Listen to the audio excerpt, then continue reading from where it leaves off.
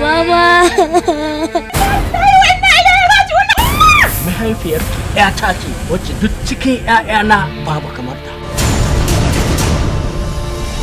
Linzamin raunin zuciya shi ke ɗauke da akalar tausayi. Sun dai kashe ta, su ko su zanna duniyar su ji menene aka ji. Me yasa za ki mutu ki banni a hali ba ki banni da tankar ki ba? Tausayi, kadaici, kunci.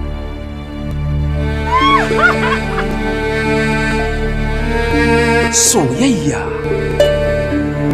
Garin gabas. Badakala mai cike da barkwanci. Sabon shiri mai dogon zango a cikin sabon salo mai ƙayatarwa. Wanda kamfanin IBI Global Concept suke maku albishir da zuwansa. Garin gabas.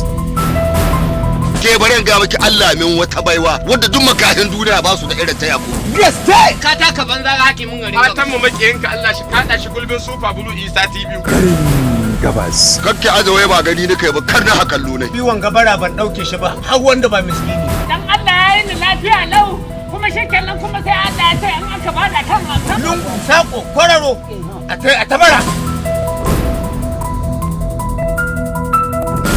Farin ciki da nishadi mai kunshe da tarin fadakarwa. Wata nahiya, wani yanki, wani gari mai suna Garin Gabas. Allah wata rana kai lalace. Saboda Allah kai gode da kai lahiya. Ka zo wai cikin musakai ka zo kana bara. Kai ni wannan lura ta kai rashin gari. Bara dai ko? Halak.